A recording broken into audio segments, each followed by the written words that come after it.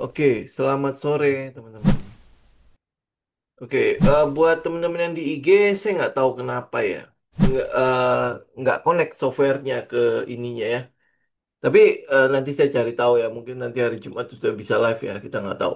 Oke, sekarang saya update dulu ya untuk marketnya. Nanti habis itu kita masuk ke dalam satu topik yang saya pikir itu bisa melengkapi teman-teman yang kemarin sedang asik bikin itu ya, apa trading system ya. Oke, kita lihat ya. Ini saya buang-buangin dulu.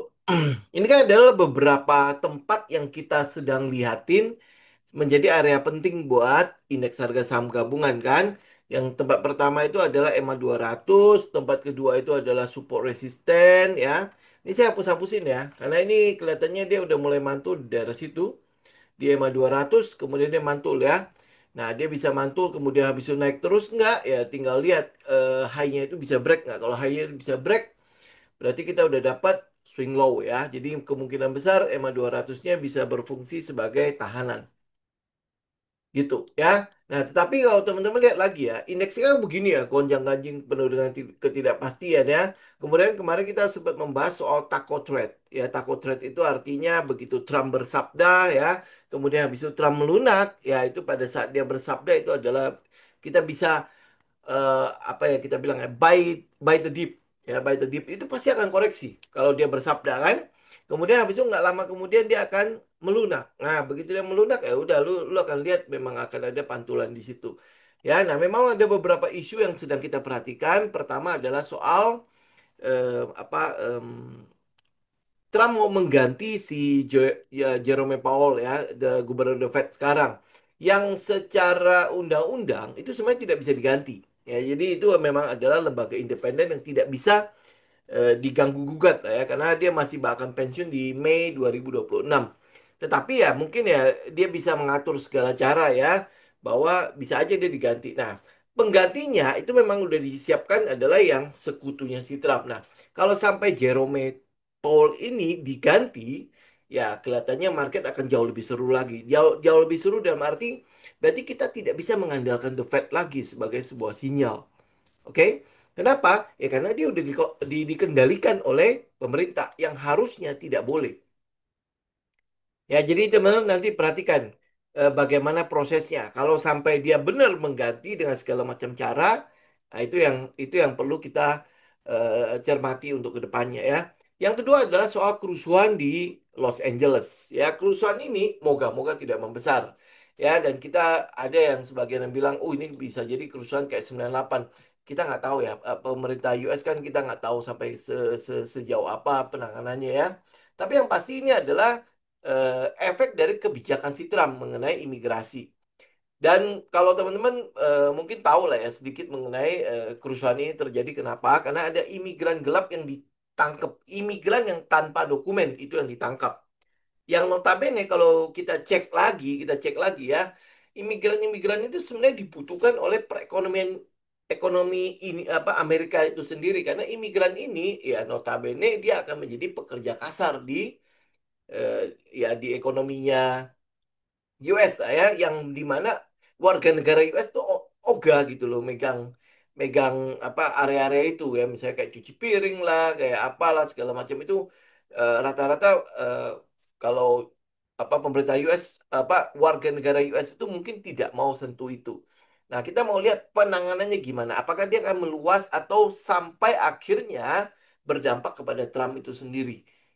Ya, you know kan? Ya, nanti ya apakah nanti akan ada gelombang impeachment terjadi dan lain sebagainya. Tapi sejauh ini itu kelihatan tenang-tenang saja karena hampir boleh dibilang mayoritas yang ada di Senat maupun di DPR itu adalah pendukungnya Trump ya. Jadi hampir boleh dibilang ya mungkin dia akan cukup tenang lah untuk menghadapi itu semua. Nah, kemudian yang ketiga adalah soal em, Trump dengan Elon Musk. Ya, Trump dengan Elon Musk. Kita kita sih melihat sampai hari ini Elon itu sebenarnya udah mulai dikendalikan. Kenapa dia udah mulai dikendalikan? Kita lihat bagaimana eh, Pak Trump ban Tesla, kemudian habis itu ngeban apa yang itu SpaceX ya, SpaceX kontrak-kontrak pemerintah untuk SpaceX segala macam. Ini kan pasti akan menciutkan si Elon Musk ya. Maksudnya dalam arti ya uangnya kan diganggu ya. Jadi kelihatannya sih mungkin dia akan bisa cukup inilah, cukup dikendalikan sama seperti Trump mengendalikan Nancy Pelosi, tahu ya, si Nancy Pelosi itu ya. Nah, tapi yang paling butuh kita cermati itu adalah soal pengganti ya, penggantian si Jerome Powell ini. Kalau sampai benar diganti, nah ini mungkin akan ada apa pandangan yang lain untuk market pada saat itu ya. Oke, nah selama itu tidak terjadi ya udah baik-baik aja. Indeks itu akan baik-baik saja, semua market itu akan cenderung baik-baik saja. Oke. Ya. Nah, kalau di dalam negeri kita hampir boleh bilang tidak ada masalah sama sekali di dalam negeri. Bahkan kalau kita lihat Goto ya, kemarin kan kita udah sempat bicara mengenai Goto sedikit ya. Dan antara kelihatannya udah mulai mau masuk ya, mau mengambil alih ya. Ya apa unsurnya adalah national interest daripada diambil Grab kan. Jadi mereka mencoba untuk masuk ke dalam situ. Dan itu sebenarnya ya good gitu lah. Sebenarnya buat buat buat kita itu adalah sesuatu yang bagus gitu. Kenapa? Kenapa bagus? Ya setidaknya adalah adalah apa kita bilang ya buah karya apa anak bangsa sendiri itu bisa dihargai ya. Seenggak-enggaknya ngomongnya seperti itu ya. Nah, kemudian ya walaupun nanti Grab masuk, seenggak-enggaknya kita harus bisa memegang kendali cukup besar di Goto. Itu harapan kita ya, tapi kita nggak tahu nanti ke depannya seperti apa. Kemudian dari pihak Grabnya sendiri, kita lihat juga udah mulai ada aksi-aksi corporate yang sedang dilakukan, terutama dalam hal penerbitan obligasi sejumlah angka yang mau diakuisisi si Grab ini, si Goto ini ya. Ya, teman-teman nanti tinggal perhatikan. Tapi kalau untuk masuk ya mungkin belum waktunya lah ya. Kita mau tunggu ada sinyal ya. Ini kan udah beberapa yang mulai apa ya kita bilang curi start ya, curi start untuk mulai ngambil dan lain sebagainya ya. Tetapi kalau misalnya anggaplah ya, lu punya trading system mengatakan bahwa ini harus masuk ya, sudah lu masuk aja. Tapi karena buat saya ini kelihatannya belum, ya udah. Saya akan lebih baik menunggu, walaupun rumornya, katalisnya, ceritanya segala macam udah terus menguat ya. Tapi kan itu baru cerita. Sedangkan teknikalnya itu belum mengkonfirmasi. Oke, benar. Dia sudah mantul di daerah support ya, sudah mantul di daerah support. Tapi yang saya mungkin mau lihat adalah terjadinya perubahan karakter seenggaknya di minor ini. Ya, atau teman-teman kalau misalnya ini agak susah, kita ambil ke 4 jam mungkin kelihatan nggak terlalu seenggaknya gini deh. Ya, ini kalau lihat ini daerah sini. Nah, seenggaknya dia break itu. Ya break daerah sini nih, break berapa nih? Break 70, 73. Seenggaknya dia break ke situ atau dia bisa tembus EMA 200 kemudian dia turun kembali ngetes ke daerah situ ya mungkin kita bisa kategorikan oh ada loh, ada sinyal buat masuk. Ini kalau trading system saya ya. Nah, sembari itu mumpung saya masih ingat ya. Jadi waktu saya posting mengenai bagaimana cara bikin trading system, ya ada yang nanya begini. Saya nggak punya gambaran bagaimana bikin sistem dan lain sebagainya. Oke, nah saya kasih gambaran sangat-sangat sederhana saja begini ya. Mindset teman-teman untuk bikin sistem adalah cari yang sederhana, cari yang lu mengerti, ya, cari yang lu paham bagaimana cara menggunakannya. Ambil contoh misalnya, waktu itu saya contohin adalah soal ambillah support dan resisten. Apa sih itu support dan resisten? Lu lihat di mana tempat, di mana ada area-area di mana dia kelihatannya mantul gitu ya. Ambil contoh misalnya, ya ambil contoh misalnya daerah sini. Ya daerah sini misalnya ya. Ini contoh doang ya, sembari itu aja mumpung masih ingat ya. Misalnya contoh di sini. Ya, ini kan dia mantul ya. Teng mantul gitu kan. Masuk sini, dia mantul lagi. Nah, ini kamu ya teman-teman lihat gitu loh. Apa yang menyebabkan area itu mantul? Ya, apa yang menyebabkan area itu mantul? Ya, ini misalnya di sini, mantul lagi di sini. Ini kalau saya buang ya. Dia turun sampai situ, mantul lagi, gitu kan?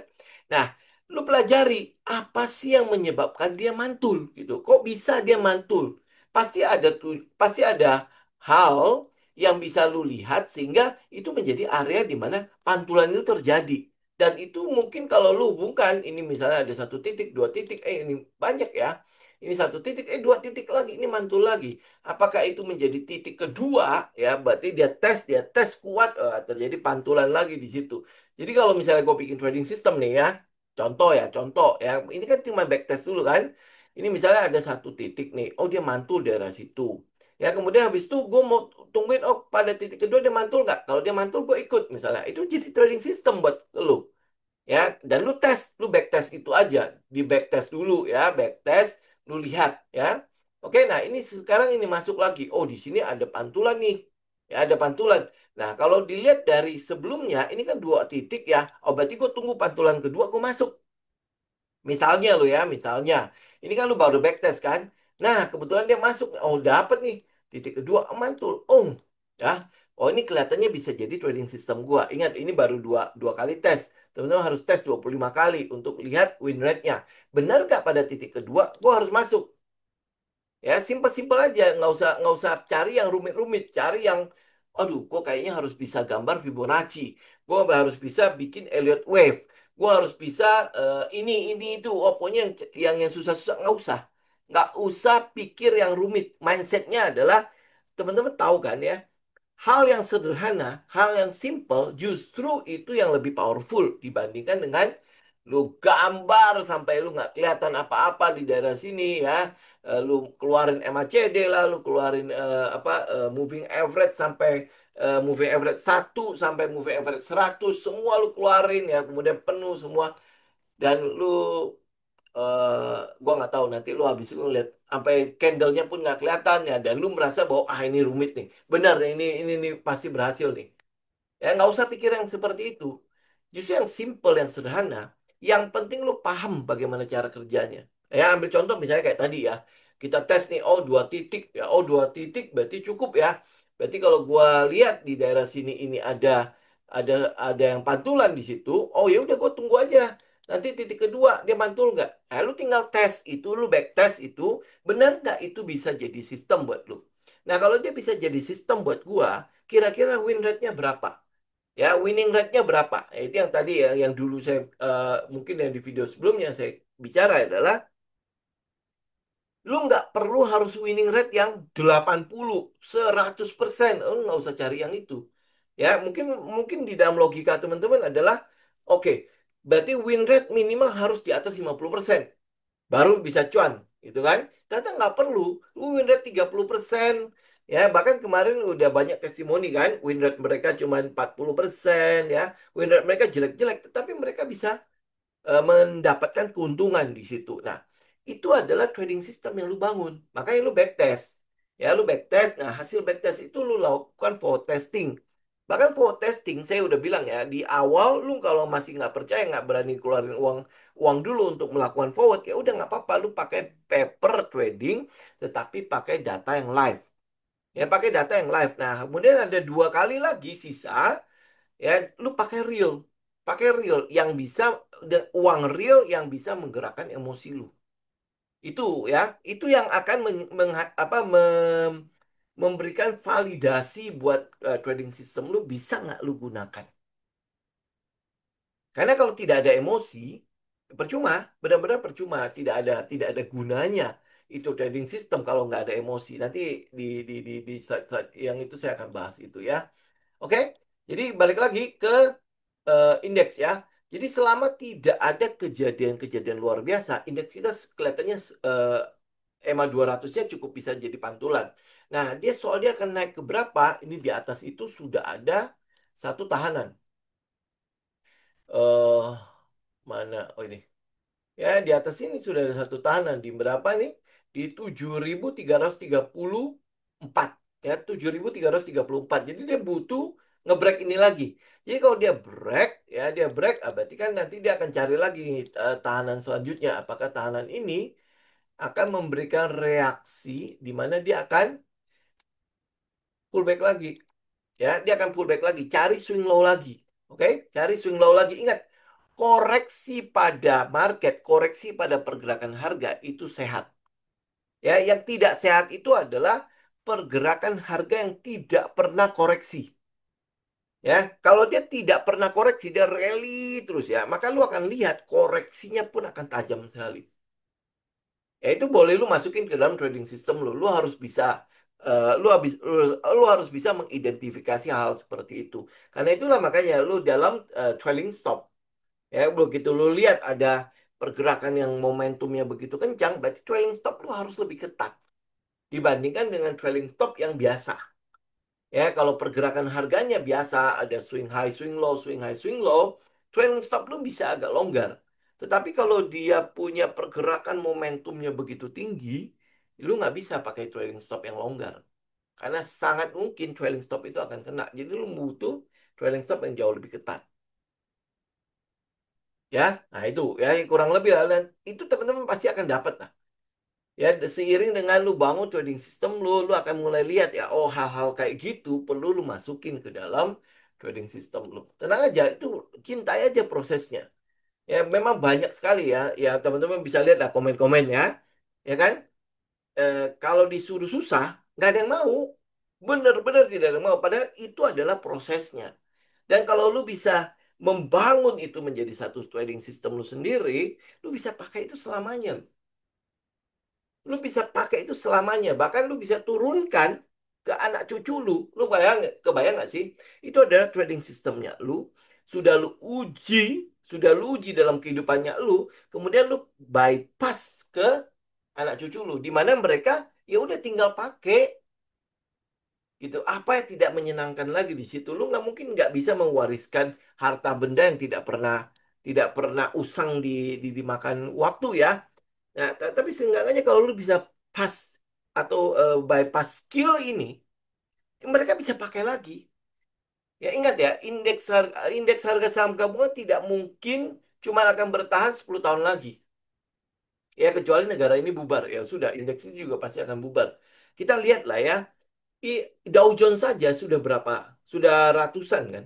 Ya sudah ratus belum ya? 1.800 sampai hari ini ya. Ya harusnya udah ratusan ya. Ya sudah ratusan tahun. Artinya sudah dua generasi, tiga generasi di situ kan. Jadi dua tiga generasi sudah menghasilkan uang di situ. Gitu ya. Nah, apalagi kalau karena lu adalah ya bapaknya, lu ibunya, lu adalah kakeknya, lu ada neneknya, lu ngajarin mereka pasti akan jauh lebih jauh lebih ini kan ya. Lu bisa memegang bagaimana lu jangan masuk situ. Jangan dulu masuk sebelum ada sinyal yang benar-benar keluar.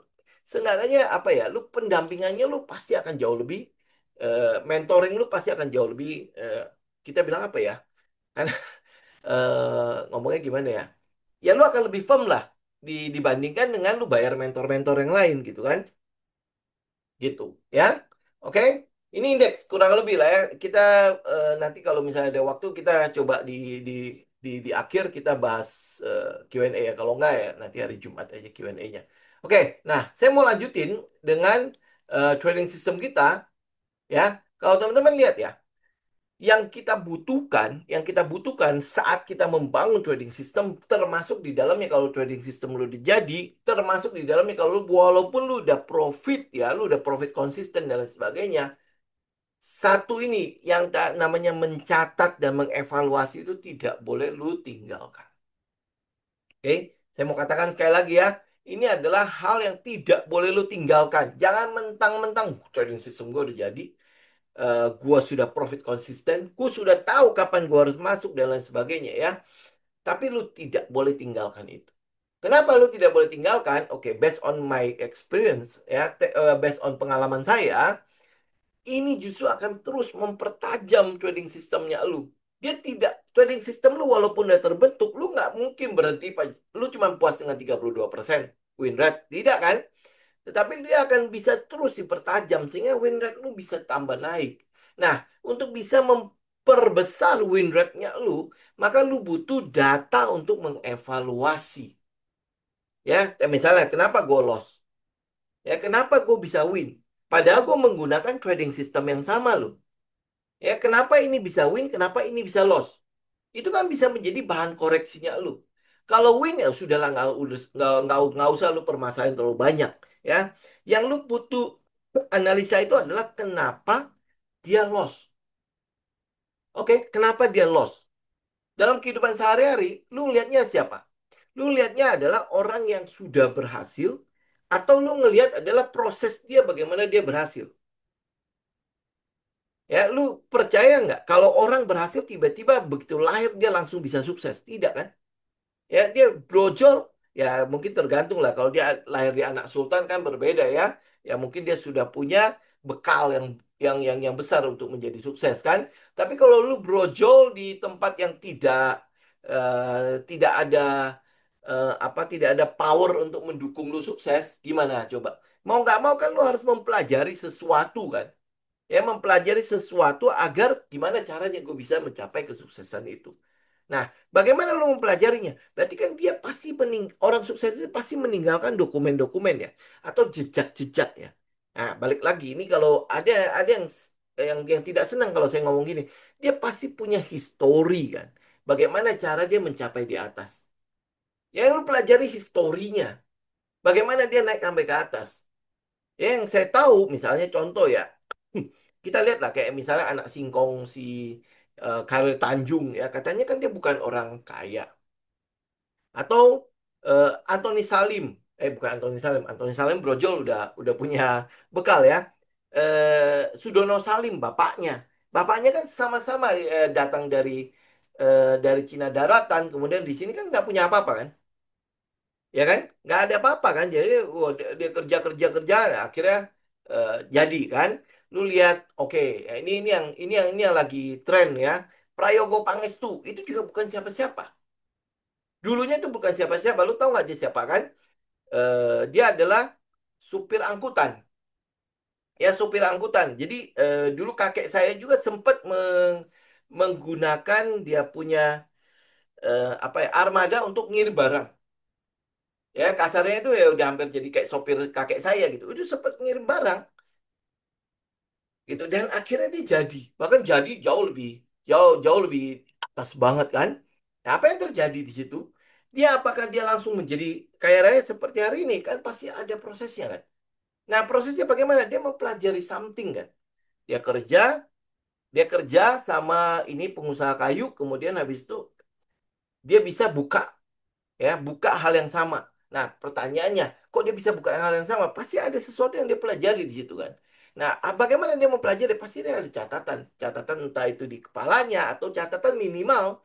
Mungkin dia ada nulis-nulis something lah. Ya, sehingga dia memberanikan diri untuk membuka usaha yang sama. Ya, akhirnya ya mungkin itu ya keberuntungannya dia ya. Oke, nah itu jurnal.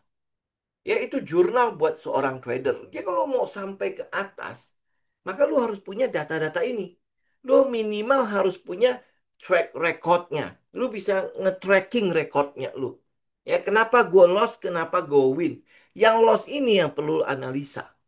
Kan gue masuknya sama. Pada saat dia breakout, pada saat dia pullback. Ya kan? Nah, kenapa ini bisa gagal? Kenapa ini bisa menang? Kenapa ini bisa win? Itu yang lu catat semua di dalam jurnalnya lu. Jadi apa itu jurnal? Jurnal itu sebenarnya adalah cermin untuk lu evaluasi sistem sekaligus psikologinya lu. Oke? Sistem ya lu masih kutak-atik lah. Kalau biasanya kalau baru-baru kita pasti akan berkonsentrasi pada sistem. Nanti teman-teman lihat ya. Saya punya satu namanya Mind Cycle ya, Mind Trading Institute Cycle ya, padahal itu adalah trader trader journey, cuman ya saya pakailah buat saya sendiri karena saya bikin itu loh. Oke ya, jadi ada sebuah cermin ya buat lu mengevaluasi sistem. Nah, itu jurnal. Kalau lu tidak punya jurnal, maka lu tidak bisa mengevaluasi apapun. Kalau lu tidak bisa mengevaluasi apapun, berarti lu tidak pernah akan tahu salah lu di mana. Pada saat lu tidak tahu salah lu di mana, apa yang mau lu koreksi?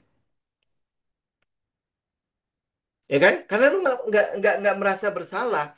Kalau lu tidak merasa bersalah atau tidak punya salah, maka ya lu tidak perlu meminta ampun kan?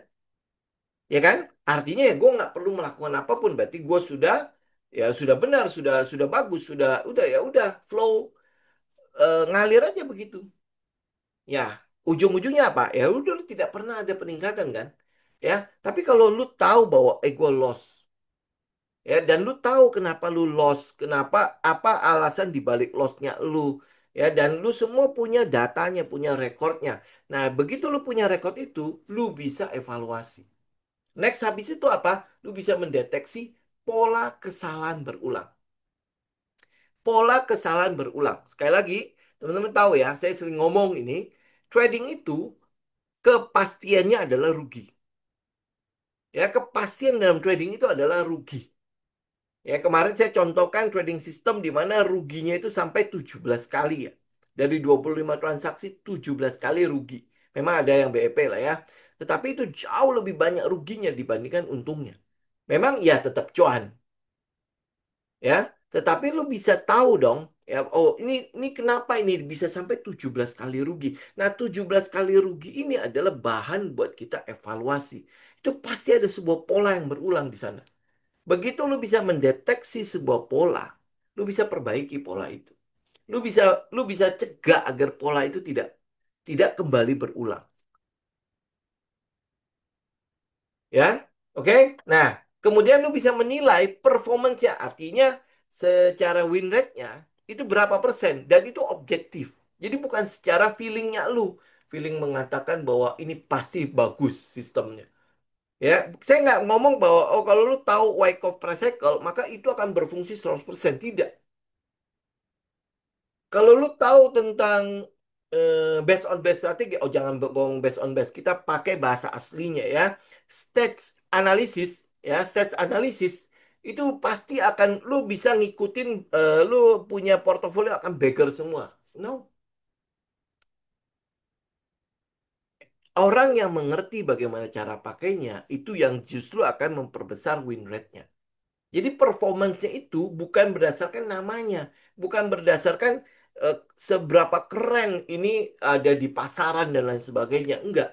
Tapi seberapa lu mengerti bagaimana cara menggunakannya. Nah, itu adalah performance-nya lu. Jadi yang lu nilai adalah performance dari bagaimana gua menggunakan sistem itu. Oke? Jangan mengukur performance performance sistem itu digunakan oleh si A, si B, si C. Percuma, karena yang dinilai di sini adalah performance dari strategi atau setup yang lu pakai. Jadi ya bagaimana orang itu menggunakannya. Misalnya contoh ya, ini ngomongin soal performance ya. Lu tahu gergaji kan? Ya, gergaji kayu deh. Gergaji kayu kalau dipakai sama gua, dibandingkan dengan gergaji kayu dipakai oleh tukang kayu, itu kira-kira menggergaji lebih cepat siapa?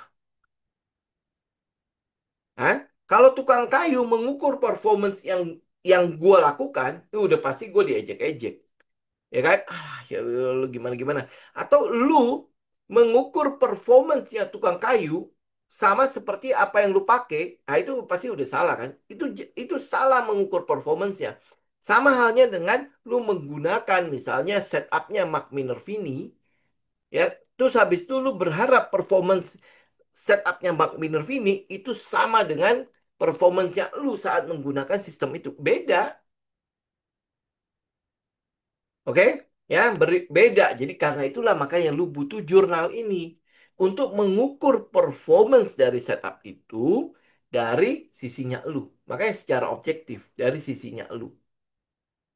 Oke, jadi lu jangan merasa bahwa oh kalau gue menggunakan setupnya Mark Minervini, maka ini gue pasti bisa mendapatkan win rate seperti Mark Minervini 85% ya, 65% setahun ya, atau mungkin dia pernah mencapai 800%, 2000% segala macam. Gue pasti bisa capai. Beda ya, performance yang lu harus ukur itu adalah diri lu. Bagaimana lu menggunakannya, kemudian habis itu benar nggak lu gunakannya. Setup itu nggak ada yang salah lu. Oke, setup itu nggak ada yang salah. Waktu digunakan oleh orang yang mengerti setup itu beda. Itu nggak dapat win rate yang segitu. Tapi saat kita menggunakannya dan lu belum paham bagaimana cara menggunakannya, ambil contoh ya. Mark Minerva ini kan punya namanya eh, volume contraction pattern, VCP, ya, volume contraction pattern. Oke, ya. Nah, lu pakai deh coba. Ya, lu pakai. Banyak kok. Banyak kejadian ada volume contraction pattern di dalam indeks kita. Ya, tapi ada yang kena, ada yang nggak kena, ada yang kena, ada yang nggak kena. Apa salah itu volume contraction pattern? Tidak. Tapi yang menggunakannya paham apa enggak? Kapan gua harus masuk dan kapan itu adalah contractions.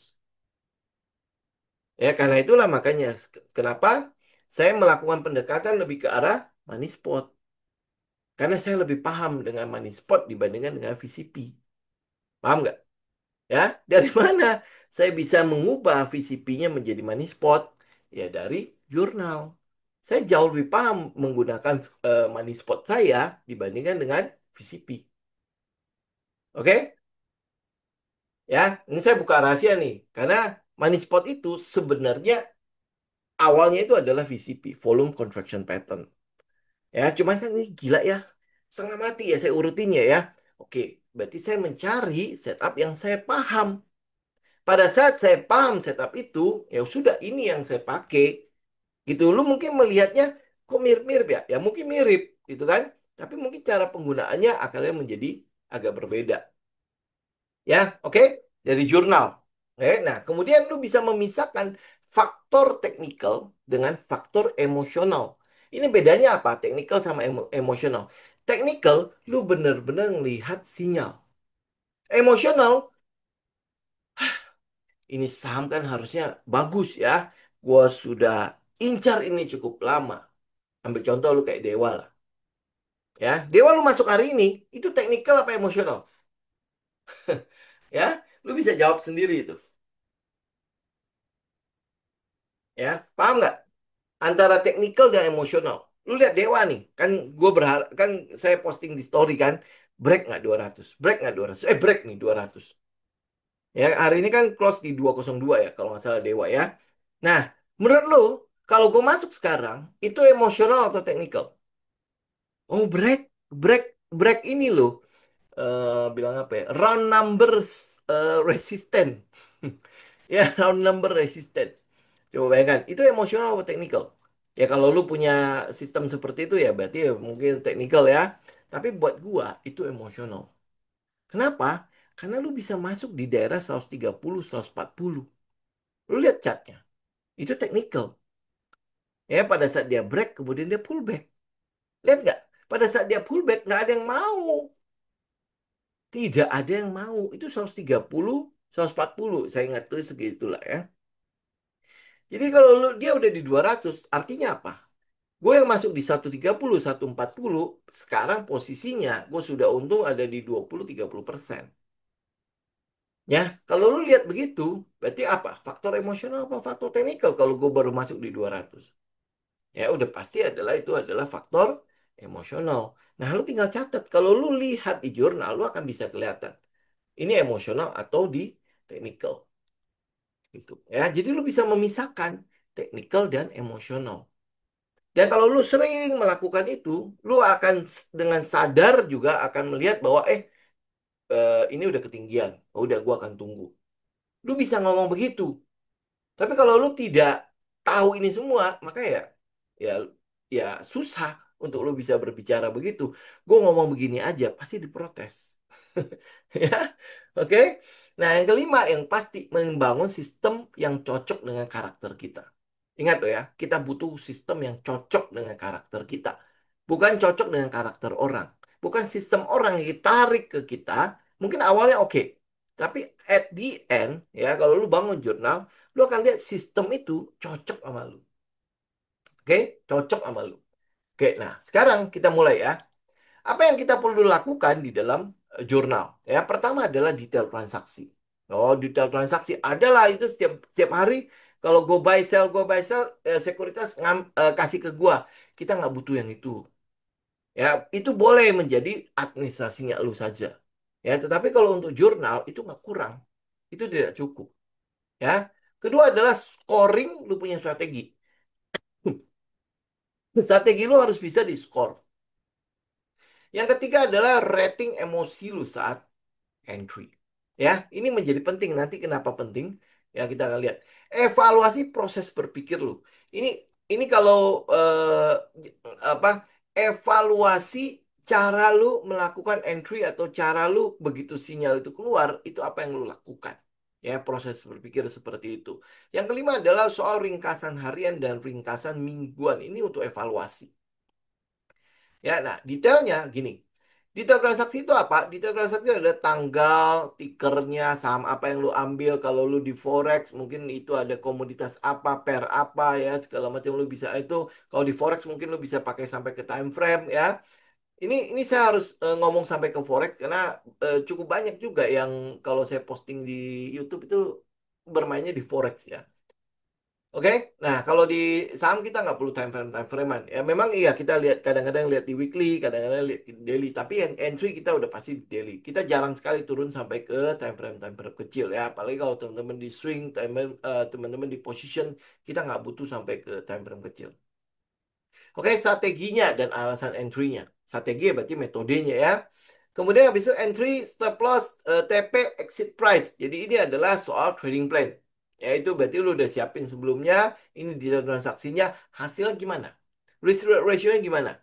Ya, dapatnya berapa? Screenshot. Ya, atau lu catat lah. Ya, kalau lu susah catat, ya memang lebih baik screenshot, kemudian print, tempel. Ya, habis itu tingkat emosi lu. Kenapa selalu dibahas emosi? Nanti kita lihat. Ya, oke, itu ya, itu yang kita ini adalah detail transaksi, kemudian habis itu ini adalah scoring. Scoring misalnya ya. Scoring itu kalau misalnya kita pakai ini kebetulan saya pakai Wyckoff sama Ken Slim, lalu score ya, ini sudah masuk ke fase mana nih? Fasenya si Wyckoff ya. Ini masuk fase mana? Ya, berarti lu udah skor nih dari fase A, oke ya, mulai fase B, kemudian dia mulai fase C, ya kan berarti kan sebenarnya itu skornya udah harus cukup gede ya. Di fase C nih ya. Spring lagi. Kemudian habis itu V-shape hold lagi. Aish, ya ampun. Ini gimana nih? Ya, jadi dari scoring-scoring itu lu udah bisa lihat nih, ini harusnya gue udah masuk nih. Karena dia udah dapat skor yang cukup besar ya. Ini kalau untuk scoring, teman-teman minimal inilah ya. Sudah sudah pecahkan dalam beberapa tahap ya. Ini kalau dia udah begini ya skor lu mau lu kasih berapa. Kemudian habis itu untuk skor keseluruhan gua harus udah entry pada saat dia skornya berapa. Oke, ini mungkin di awal. Tapi lama-lama teman-teman udah tahu lah skornya udah pasti segini segini segini gitu ya. Nah, kalau misalnya contoh ya, contoh misalnya kalau dia breakout nih, oh berarti ini udah ini nih resisten nih misalnya. Ya saya ambil contoh ya, contoh ya. Teman-teman bisa lakukan skor. Ini misalnya ini resisten. Ini resisten. Kemudian bagaimana harga menuju ke resisten ya? Bagaimana harga menuju ke resisten? Saya maunya harga menuju ke resisten seperti apa? Saya maunya adalah harga menuju resisten itu dengan bahasa kerennya itu kompresi ya, kompresi atau compressions ya bahasa kerennya. Jadi kalau lu nggak ngerti compressions berarti dia membentuk minor uptrend, minimal ada swingnya lah. Ya, gitu ya. Oke, ini price actions ya, minimal ada swingnya. Jadi saya nggak mau harga itu nanti boom gitu, saya nggak mau ya. Kenapa nggak mau? Udah nanti nanti pelan-pelan teman-teman akan tahu lah. Mana sih? Udah clear dulu.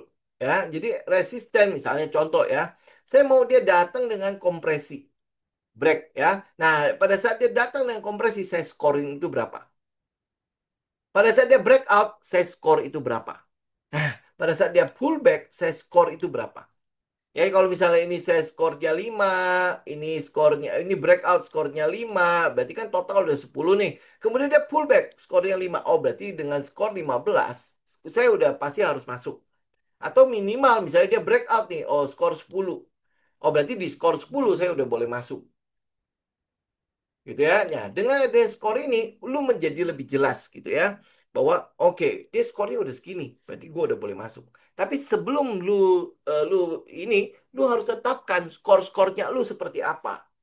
Ya, skor-skor di awal itu seperti apa. Ya, makanya itu adalah salah satu tujuan lu bikin trading system. Ya, skor ini membuat lu lebih objektif. Paham nggak? Lebih objektif. Jadi kalau lu, sorry, kalau lu pakai gini ya, pakai supply dan demand, itu ada namanya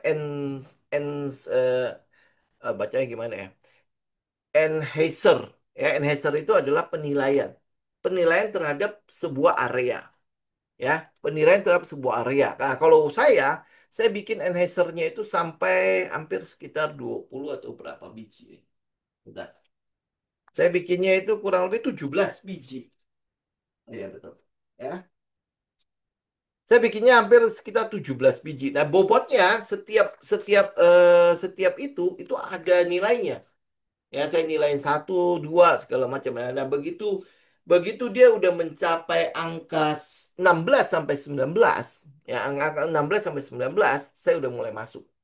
Lu kebayang nggak sih betapa konservatifnya saya? Ya. Nah, pasti teman-teman akan nanya, apakah trader yang lain begitu? Ya, saya nggak tahu trader yang lain seperti itu apa tidak, ya. Tapi ya setidaknya itu menjadi hal yang saya pegang, hal yang saya pegang. Kalau dia udah capai segitu, berarti kan semua semua apa namanya semua analisa saya, semua pengecekan saya itu sudah firm. Saya harus masuk. Udah, saya nggak ada bilang, oh nanti tunggu ini tunggu itu saya udah nggak mau, gitu kan? Nilainya udah oke kok, udah hajar, gitu. Jadi itu buat saya lebih objektif. Nah, jadi tujuan lu scoring itu adalah untuk itu. Ya, kalau teman-teman lihat ya, kita punya namanya trading framework kan. Ya, di dalam itu ada katalis. Kemudian habis itu ada fundamental, ada technical. Kemudian habis itu ada namanya risk dan money management ya. Kemudian habis itu ada time, kemudian ada jurnal kan. Nah, di katalis sendiri saya udah kasih sebuah skor di situ. Ya, ada skornya di situ. Jadi kalau katalisnya sudah firm, udah gue naik ke atas. Bagaimana dengan fundamentalnya? Berarti kan di situ gue udah bisa kasih nilai lagi ke dalam cerita ini dan ke dalam emiten itu. Kemudian habis itu technical confirm. Apalagi yang mau saya tunggu?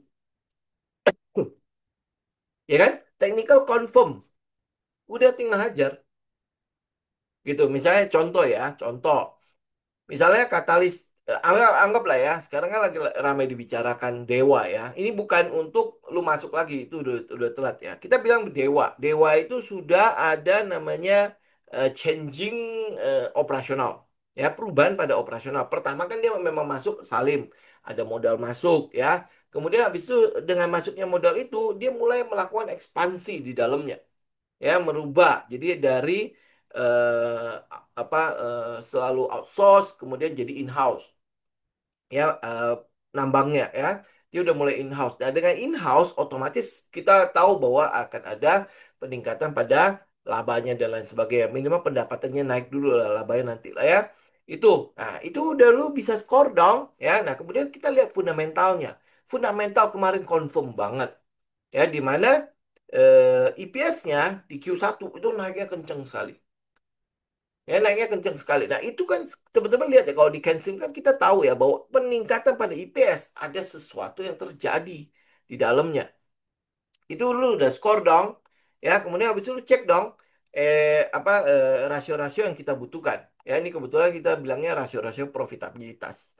Ya, nah di situ skornya lu udah harusnya udah dapat dong, IPS-nya berapa, DER-nya berapa, IC-nya berapa, kemudian habis itu lu bisa lihat MPM-nya berapa, ROE-nya berapa, semua itu gimana?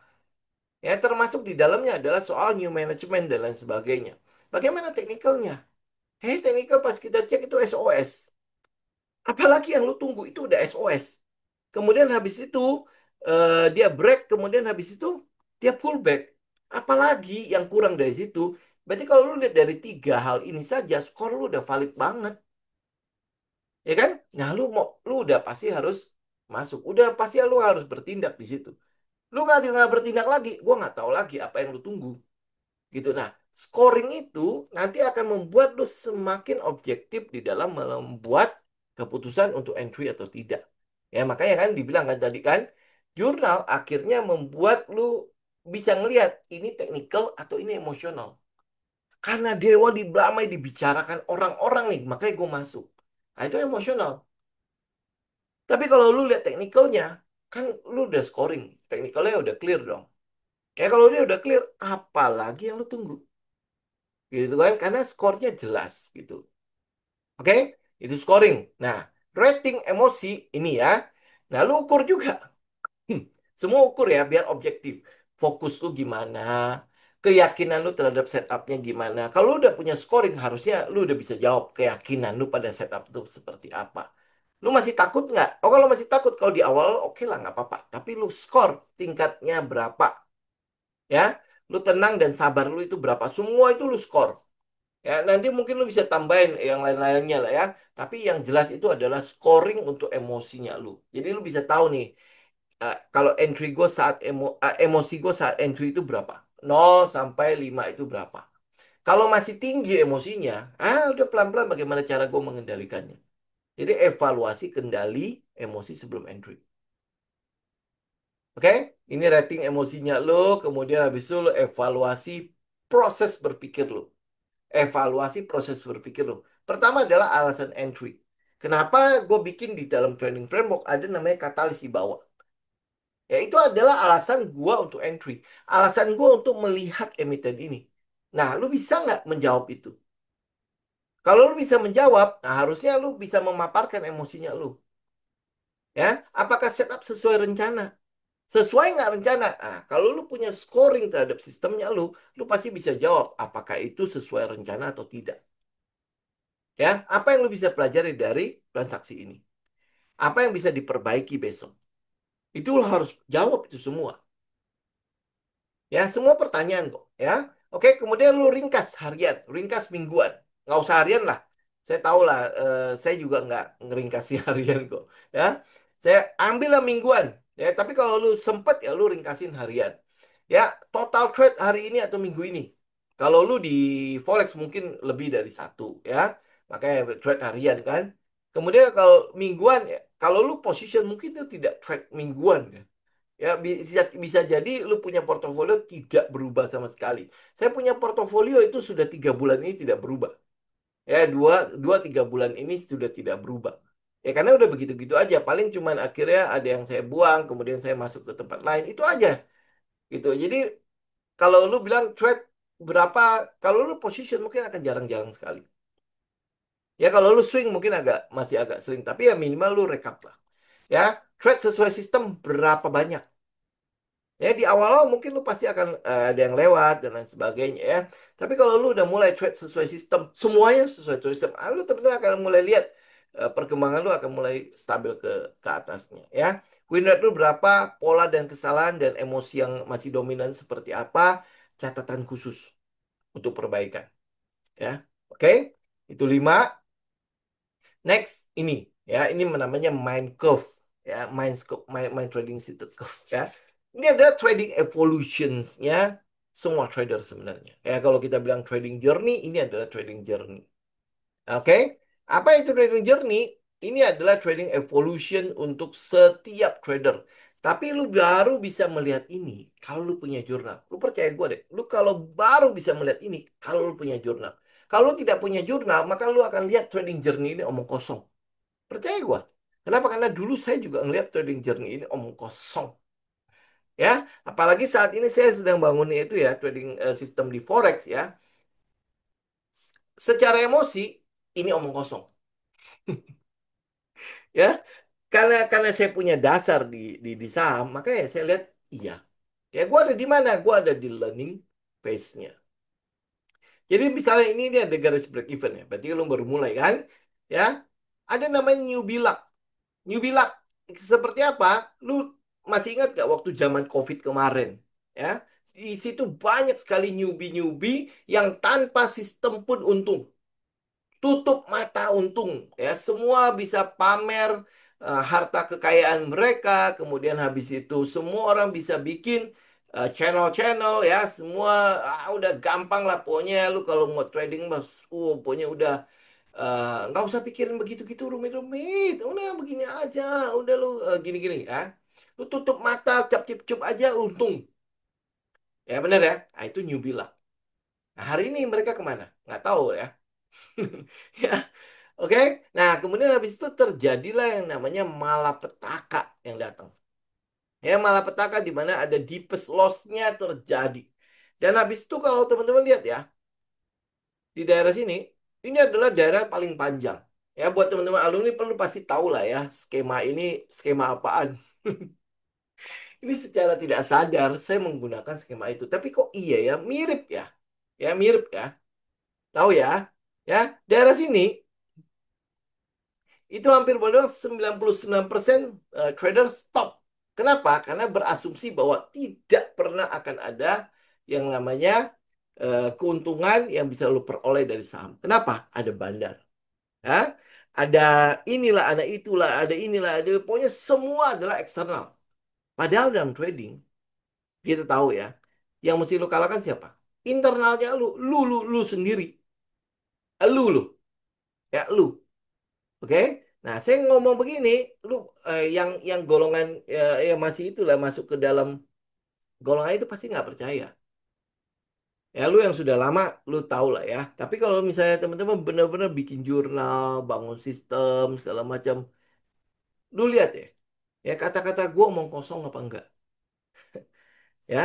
Tapi nggak masalah. Ya tunggu mereka ngalamin kemudian habis itu, oh sadar ya. Ini mereka sadar juga mungkin udah melupakan gua kali. Ya, oke. Nah, ini adalah learning pace-nya. Ini adalah daerah di mana lu belajar. Nah, daerah ini kalau lu nggak punya mentor, lu nggak punya apa-apa, mungkin lu akan belajar seperti orang buta, sama seperti saya dulu. Ya, saya juga gitu kan. Ya, loncat sana, loncat sini, loncat sini, loncat sini. Akhirnya ada yang ngadain seminar. Ada yang ngadain workshop. Ikutlah saya. Ya, ikutlah saya. Itu pun masih learning. Kenapa? Karena kita tidak diajarkan bikin trading system. Kita cuma diajarkan A sampai Z tentang technical. Ya, urusan lu. Bikin-bikin sana. Itu kan. Nah, sampai saya ikut workshop di luar kan. Di luar ya. Tapi itu ya lu tahu sendiri lah bahasanya kan bahasa sana kan. Jadi gue mesti dua kali berpikir nih. Satu kali dengerin dia ngomong, dua kalinya adalah gue harus mencatat dan pulang sampai ke hotel gue mesti menerjemahkan catatannya itu. Ya, untung dia punya workbook ya. Workbook itu gue bawa pulang, kemudian habis itu gue mesti translate ya, kemudian habis itu gue mesti lihat ulang. Ya, workbooknya tebel sekali, tebel banget ya. Waktu itu saya ikut yang punya Adam Co. Ya, dia jelasin apa dari ini ya, dari em, apa, saya sampai lupa. Dari neuroscience-nya sampai akhirnya baru ke tradingnya. Dari dia ngulik-ngulik dulu emosinya lu, ngulik-ngulik dulu soal keuangannya lu, soal ngulik-ngulik dulu soal finansial lu, ini beres dulu baru dia masuk ke dalam tradingnya. Ya, nah, itu habis itu baru diceritakan soal bagaimana cara sistemnya segala macam ya. Nah, tetap aja lu tetap pulang, lu tetap harus mencari sendiri sistemnya. Nah, udah akhirnya ini adalah learning pace-nya lu. Jatuh bangun di situ semua itu adalah apa? Pelajaran. Itu adalah pelajaran yang berharga. Tapi kalau lu catat, kalau lu nggak catat, nggak ada pelajaran di situ. Ya itu tahun-tahun awal di mana itu ya saya katanya trading ya, itu nggak ada pelajaran yang gue ambil. Yang gue tahu itu adalah ya udah gue telepon, oke lu bagus ya, oke udah ambil ya sebagai itu broker-broker dulu kan seperti itu kan. Kemudian habis itu chat dateng ya. Ah, pokoknya udahlah semua dia berdasarkan feeling feeling gue so good kan dia bisa naik terus kan ya, tetapi dia gara-gara satu hancur semua ya. Nah itu nggak ada lessons yang gue pelajari dari situ. Nah, next apa? Ya, gue catat. Kalau begitu lu catat, lu dapat pelajarannya. Oke? Pada saat lu tahu di mana lu salah, maka lu tahu juga di mana lu memperbaiki sistemnya lu. Pada saat lu bisa memperbaiki sistemnya lu akan mulai lihat kenapa risk management penting. Ya, kenapa psikologi penting. Oke? Ya, kenapa ini dua hal ini yang selalu saya bahas. Bukan soal sistem. Ya, sistem lu buat sendiri lah. Itu sesederhana apapun, nggak masalah.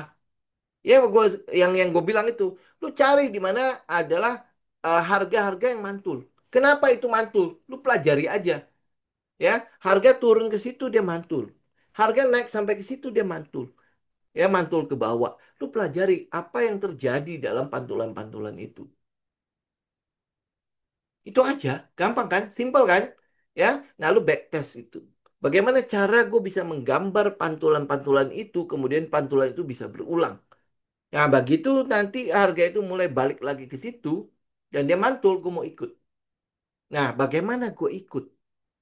Ya kan? Apakah pada saat dia datang ke situ gue langsung ikut? Atau gue harus tunggu konfirmasi dia membentuk apa?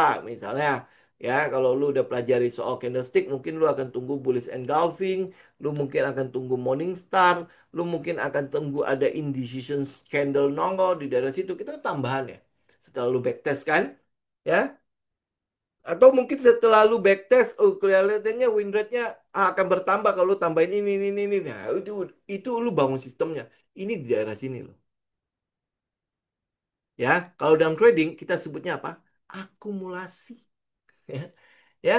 Pada saat akumulasi apa yang terjadi? Semua diem, semua diem, ya. Semua mungkin rugi. Semua tidak akan ada apa-apa di daerah sini. Kenapa? Karena ini sideways. Sideways, trend sideways itu kan adalah sebuah trend yang paling merugikan kan, ya buat banyak orang, buat banyak orang. Tapi buat kita itu beda. Dia kalau ada sideways itu mau kita tungguin. Ada apa di sideways itu? Ya, nah karena itulah teman-teman kalau lihat dari proses curve ini, trading journey ini justru adalah hal yang harusnya menjadi pondasinya lu. Lu harus bisa mendapatkan pelajaran-pelajaran banyak sekali dari situ. Dari loss-nya lu. Ya, dari berdarah-darahnya lu. Bukan memaki-maki orang lain. Ya, bukan lihat market dan lain sebagainya. Kemudian habis itu bilang, ah inilah trading judi dan lain sebagainya. Ini makanya kenapa 99 trader itu stop di daerah situ. Kenapa 99% trader tidak pernah mau memperhatikan sideways. Ya, nah kalau kita memperhatikan, tapi kan ceritanya sideways-nya seperti apa kan? Itu adalah tempat lu belajar. Oke? Nah, di sini peran jurnal itu sangat-sangat dominan.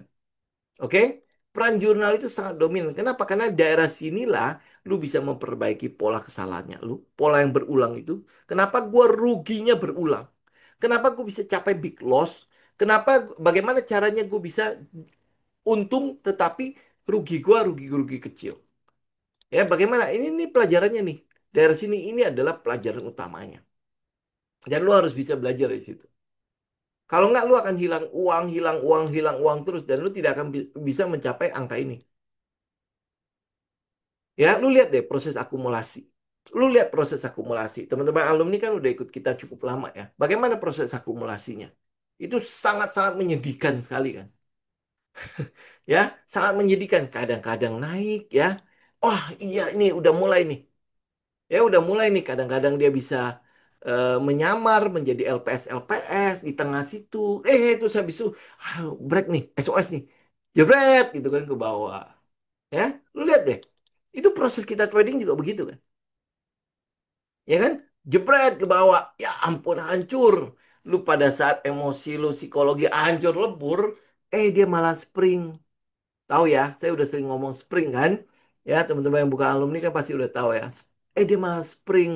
Terus habis itu dia naik dengan cepat. Kemudian habis itu dia bikin LPS. Dan ini LPS sebenarnya. Dan dia, ya itu kan. Ya, kalau lu lihat ya, itu kan Wyckoff kan. Ya, ini memang trading journey itu seperti itu. Ya, ini adalah bull trap. Ya, bull trap. Ini adalah bear trap. Ya, itu seperti itu. Nah, pada lu udah belajar ini, lu udah dapat sistemnya, lu akan lihat kenapa risk management penting. Ya, setelah lu mempelajari risk management, lu tambahin ke dalam sistem lu akan lihat kenapa psikologi penting. Kenapa emosi gue harus gue jaga. Habis itu, lu akan lihat, lu akan take off. Ini ini lu lihat deh, ya. Dari newbie luck ke profit konsisten itu bukan soal cari sistem aja. Tetapi soal bertahan di fase paling menyakitkan yang bikin 99% trader menyerah. Ini loh di daerah sini. Mungkin teman-teman sekarang ada di daerah sini. Ya, jangan jangan hilang harapan. Jangan hilang harapan. Makanya kenapa saya bikin itu lu bagaimana cara bangun sistemnya. Ya, bangun sistem. Udah bangun dari awal itu nggak apa-apa lu konsen aja dulu ke sistem. Ya, konsen aja dulu ke sistem. Risk management nanti. Ngomong-ngomong nanti. Yang penting lu sekarang udah punya sinyal buat masuk. ya sinyal buat masuk, lu udah bisa bikin trading plan dan lain sebagainya. Lu akan lihat, ya kemudian tambahin jurnal. Jangan lupa tambahin jurnal. Nanti saya akan tambahin kok. Ya dan itu semua gratis buat teman-teman. Tenang aja. Ya nanti saya akan tambahin risk management, saya tambahin psikologi. Psikologi sebenarnya udah. Saya udah ngomong ini udah banyak kali kok. Ya nanti akan keluar kayak neuroscience segala macam ya nanti akan keluar yang pendek-pendeknya. Ya itu, ya lu tinggal evaluasi benar nggak seperti itu. Kalau benar seperti itu, maka ya kurang lebih ini.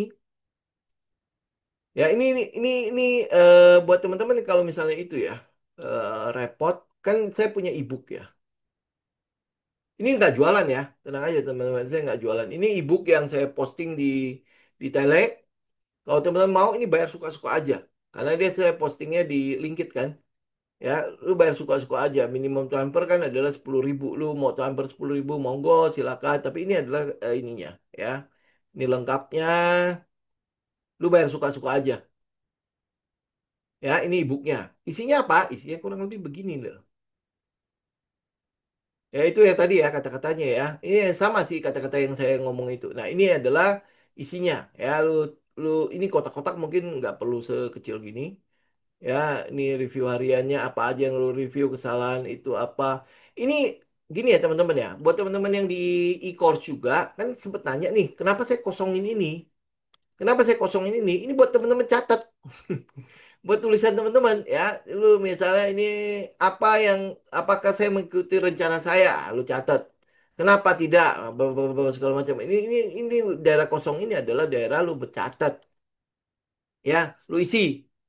Ya karena lu mau print out kan ya saya kan akan jauh lebih saya nggak tahu ya kalau buat saya akan jauh lebih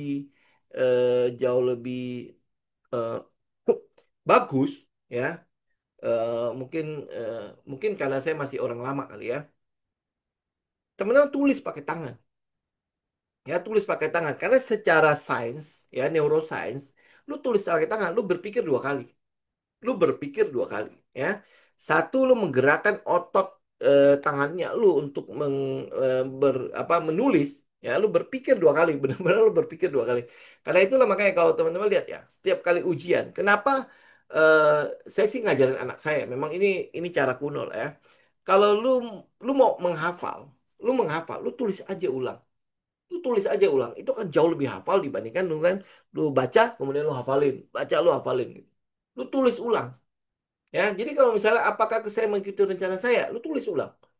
Ya, nah, kalau lu tulis 10 kali, kenapa ya gue nggak pernah ikut rencana gue ya? Ini berarti ada sesuatu yang salah sama gue. Berarti kan itu ada pola kan?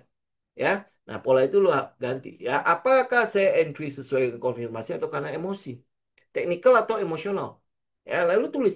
Nah, itu yang bisa menjadi bahan evaluasinya lu. Pada saat lu mengevaluasi, lu lihat deh pola lu. Ujung-ujungnya bukan market kok.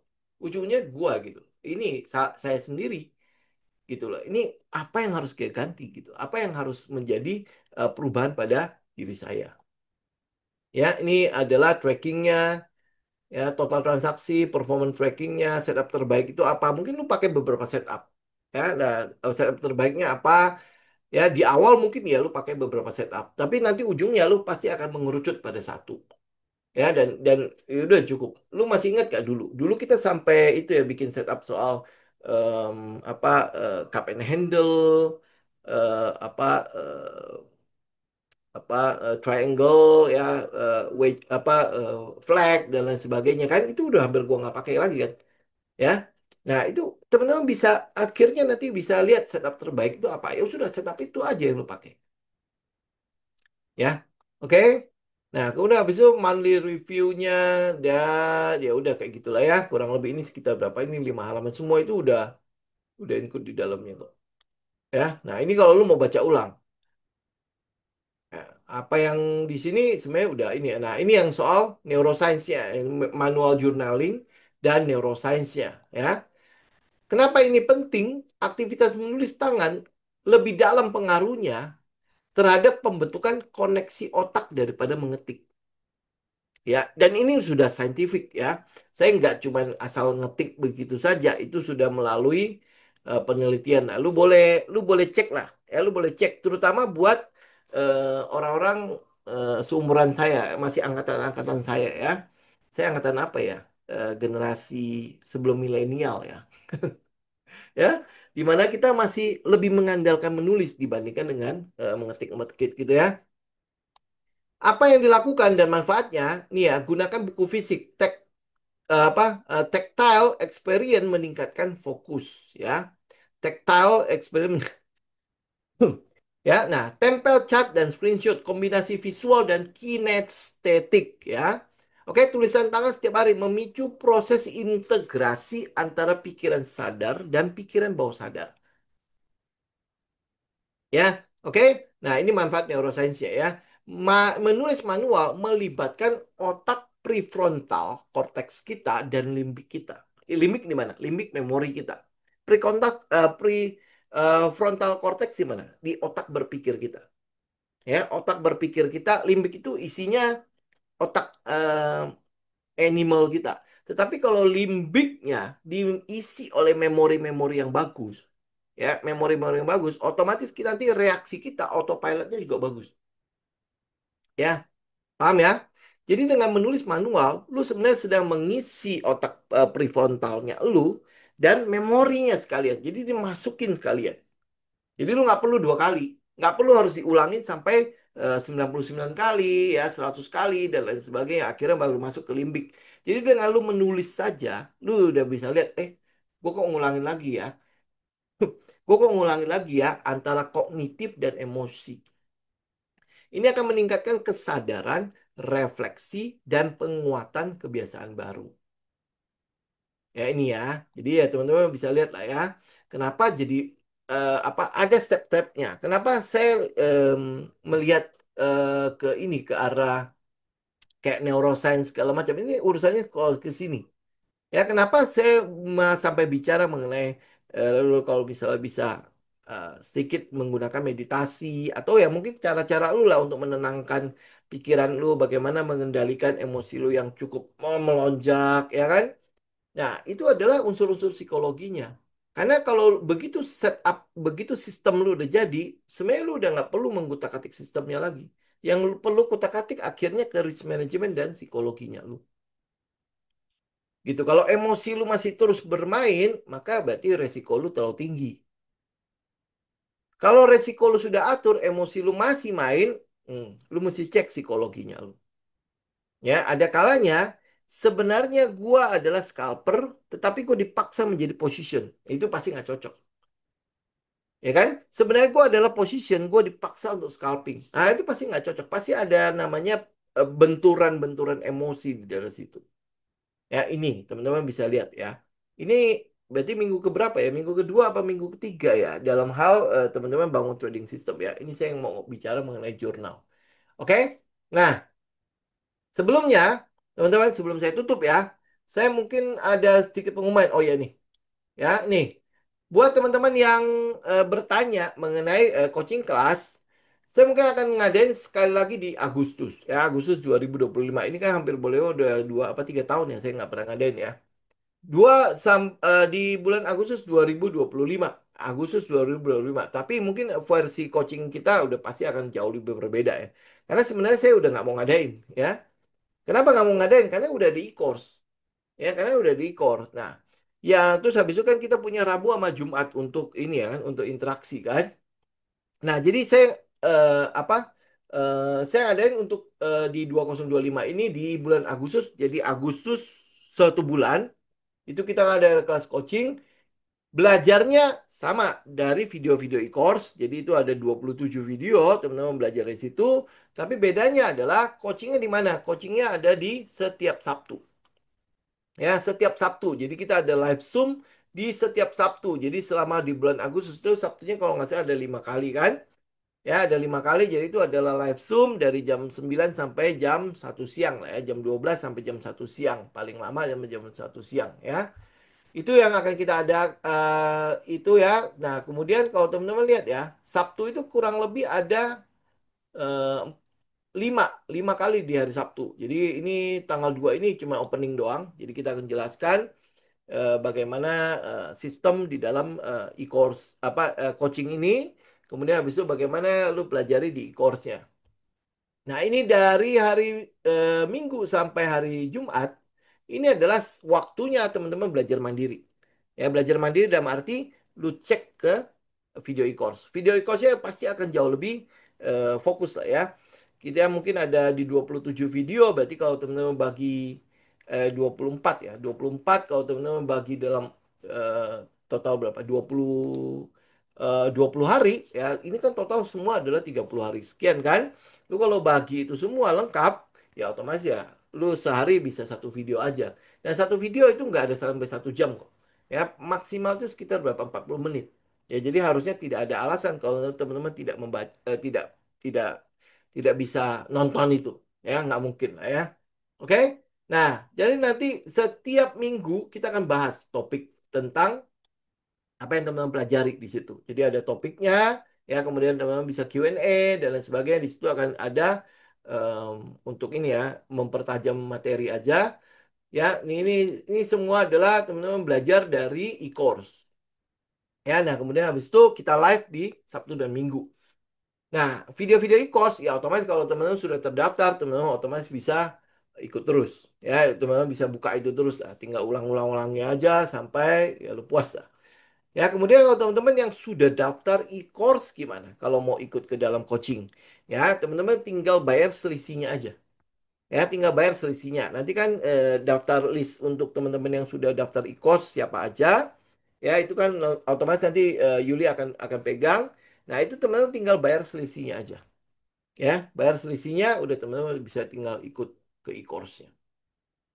Oke, nah itu e-course-nya akan ada di Agustus. Ya, akan ada di Agustus. Kita mungkin akan ada early bird sampai akhir Juni ini. Akhir Juni saya ada tampilan harganya nggak ya? Oh, ada. Ya, nih. Ya, di eh, akhir sampai akhir Juni tambah 30 Juni itu adalah 6,6 juta. Jadi kalau teman-teman yang ikut e-course berarti tinggal bayar selisihnya. Berarti bayar 3,3 ya. Nah, harga normalnya adalah 8,8. Jadi artinya kalau udah lewat dari tanggal 30 Juni, berarti normal akan dikenakan harga normal ya. Lanjutnya teman-teman bisa tanya Yuli lah. Oke, itu ya teman-teman ya. Untuk hari ini ya, saya mungkin tidak akan ada Q&A. Kita Q&A-nya di hari Jumat aja ya. Jumat harusnya bisa lah ya. Oke? Nah, jadi kurang lebih begitu ya teman-teman untuk jurnal hari ini. Apa gunanya, kenapa itu penting dalam hal melengkapi pembangunan trading system teman-teman. Ya, monggo teman-teman bisa tinggal tinggal itu ya, tinggal diutak-atik aja ya. Tinggal diutak-atik dan lu akan lihat apakah ini ya Minds Curve ini itu berlaku nggak ke teman-teman. Lu ada di daerah sini, lu ada di daerah sini, atau sekarang sudah mulai nanjak di sini, atau sudah di profitable. Ya, nanti saya akan share di YouTube dan teman-teman juga bisa share ke kita juga. Ya, lu ada di mana? Kira-kira curve ini, ya kita bilang apa ya? Ya, trading journey ini itu berlaku nggak? Ya, ini kebetulan kalau lu lihat dari Wyckoff, tipenya berlaku persis banget ah. Ya, ya ini adalah fase akumulasi. Terus habis itu ini LPS LPS-nya minor uptrend. Ya, kemudian ini SOS, habis itu bank ya. Oke? Ya, jadi lu mau tetap di newbie luck ya, lu berharap newbie luck terus ya atau lu benar-benar mau melewati area di mana lu learning pace-nya itu dan itu mulai berakhir ya. Lu bisa bangun itu sendiri atau bangun bersama-sama kita. Ya, terserah. Ini pilihan ada di tangan teman-teman. Oke? Ya, sampai ketemu lagi hari Jumat. Ya, semoga bermanfaat. Saya izin pamit ya. God bless semua.